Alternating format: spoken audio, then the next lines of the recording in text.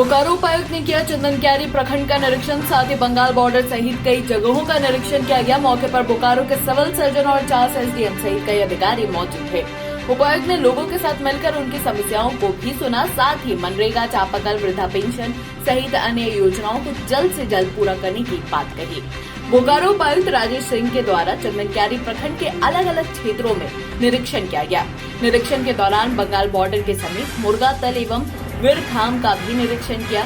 विरखाम border पर register पंजी में ज्यादा वाहन का आवागमन को देखने के साथ उपायुक्त ने दिए निर्देश। उपायुक्त ने प्रखंड विकास पदाधिकारी चंदनक्यारी वेदवंती कुमारी को बॉर्डर से गुजरने वाले लोगों को कोविड जांच कराने को कहा। उन्होंने बॉर्डर पर रात्रि में ड्यूटी के लिए लाइट की व्यवस्था करने का निर्देश दिया। इसके बाद उपायुक्त आम जनों से भी मिले और मुखिया से भी मिलने के बाद जन समस्याओं को सुने। उसने कहा कि अभी कोरोना का समय है, ऐसे में लोगों को स्वास्थ्य के प्रति जागरूक करना और उचित स्वास्थ्य व्यवस्था दिलाना ये हमारा दायित्व बनता है और जिला प्रशासन स्वास्थ्य विभाग के साथ मिलकर इसका निर्वहन भी कर रहे हैं। उन्होंने कहा कि ग्रामीण क्षेत्र में जागरूकता अभियान चलाया जा रहा है और लोग जागरूक भी हो रहे हैं। उन्होंने कहा कि ग्राम सभा के साथ मुखिया के साथ मिलकर टास्क फोर्स का गठन किया गया है। इसका मुख्य उद्देश्य लोगों को इस बीमारी के प्रति जागरूक करना और एसओपी का पालन कराना है। उन्होंने कहा है कि जिला प्रशासन और स्वास्थ्य विभाग ग्रामीण क्षेत्रों में नजर रखे हुए है और जितनी भी स्वास्थ्य व्यवस्थाएं उनको दुरुस्त करने में लगी हुई है, ताकि हर व्यक्ति जो यदि संक्रमित हो तो उसको उचित इलाज मिल सके। उन्होंने कहा कि ना तो हमारे पास ऑक्सीजन की कमी है, ग्रामीण क्षेत्रों में वैक्सीनेशन का काम भी लगातार जारी है। उन्होंने कहा है कि ग्रामीण द्वारा वृद्धा पेंशन और चापाकल की बात कही गई, जिसका हम निराकरण करेंगे। साथ ही जो प्रवासी मजदूर आ रहे हैं उनका मनरेगा के तहत काम दिलाने का भी। संक्रमण काल में हमारे ग्रामीण वासियों का जो जीवन है उसकी रक्षा होनी चाहिए। अभी प्राथमिकता के तौर पे हम लोग हर व्यक्ति को यहाँ टेस्टिंग करके और ये कोशिश कर रहे हैं तो जो भी माकूल, जो भी उचित चिकित्सीय सुविधाएं मुहैया करानी जा सकता है और लोग करा रहे हैं। उसके अतिरिक्त और भी समस्याओं को सुना गया है, चाहे वो कोविड के कारण दुर्भाग्यपूर्ण किसी की मृत्यु हुई है, वज्रपात हुआ है, या फिर गर्मियों के समय पे अमूमन जो है चापाकल खराब हो जाते हैं, उसकी समस्या है।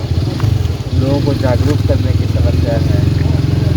यहाँ पे हमारे पास जो है बरमसिया नाका है, उसको देखना है। प्रवासी मजदूर जो हमारे आए हैं उनमें से कितने लोगों को हम लोगों ने मनरेगा में उनको जॉब दे दिया है, कितने लोगों को क्वारंटाइन में रखा है और कितने लोग ऐसे हैं जो अभी किसी प्रकार से लाभान्वित नहीं हुए हैं। तो सरकारी योजनाओं से हम लोग उनको आच्छादित करने की कोशिश कर रहे हैं और ये हम लोग का एक समेकित प्रयास है।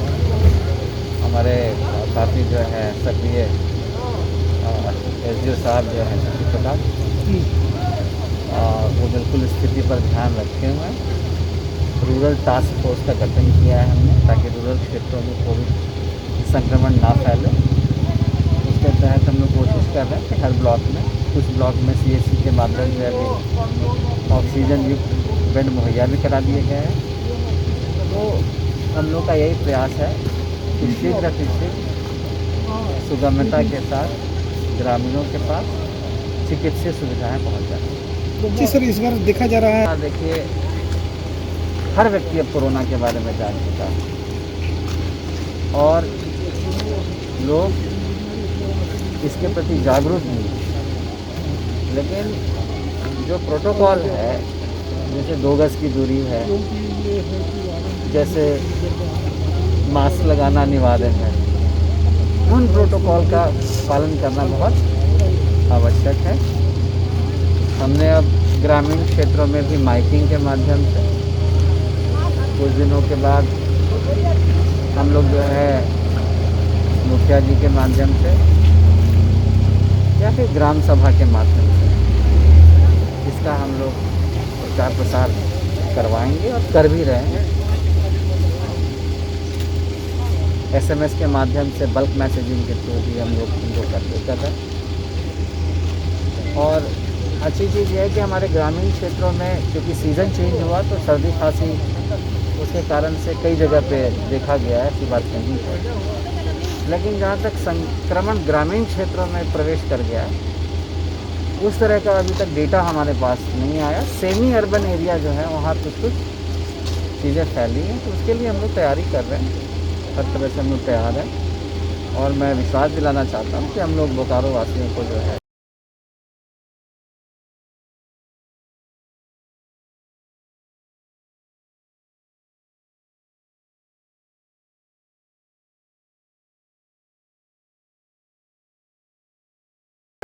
Every welcome you've never known. Welcome to a journey you've never imagined. Welcome to Arabia, Saudi. 2 गड्ढों वाले शौचालय के बारे में सुना है? हाँ? नहीं सुना? आइए समझाते हैं। देखिए, 2 गड्ढा बनाइए। पहले वाला जब मल से भर जाएगा ना, तो ये चालू हो जाएगा और साल भर के अंदर इसके अंदर जो मल है ये खाद बन जाएगा, इसे खाली कर दीजिए। इसी तरह शौचालय जो है वो आजीवन चलता रहे, न बीमारी फैलेगी न बदबू। और पैसे? अरे वो सेप्टिक टैंक से कई गुना सस्ता। हाँ, क्या समझे? शौचालय 2 गड्ढों वाला ही बनवाना।